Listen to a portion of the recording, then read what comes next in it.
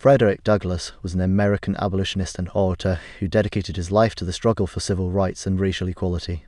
Born in Maryland in 1818, Douglass escaped slavery and became a leader in the movement for emancipation. He wrote 3 autobiographies, including Narrative of the Life of Frederick Douglass, an American Slave, which detailed his experiences as the slave. He also founded several newspapers to spread his message, including the North Star, which was one of the most influential abolitionist papers at its time.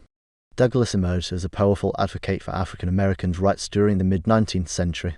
He pushed for full emancipation from slavery and campaigned against segregation laws that treated African Americans as second-class citizens. His speeches were delivered with great eloquence and power. He never hesitated to challenge popular opinion or confront politicians on issues concerning race relations in America. His message emphasized that all people should be free from bondage or prejudice regardless of race, religion, or gender identity.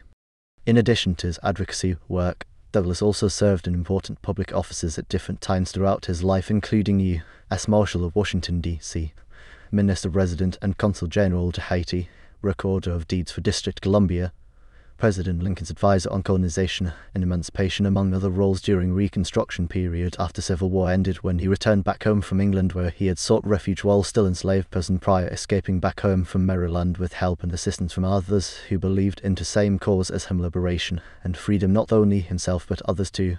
He used platform given by these positions very effectively, advocating not only racial justice, but also women's suffrage, as well, becoming one strong voice against inequality anywhere it existed, both within the US itself, but globally too. His writings were widely read, inspiring many others across different countries, fighting similar battles against oppression themselves, showing what could be achieved if people worked together towards common goals, no matter how hard those goals seemed at first glance. Ultimately, though, despite all efforts, it took another 40 years after death before African Americans got their full civil rights, thanks largely due to tireless work undertaken by Douglass himself throughout life, even long after Reconstruction period had ended indeed.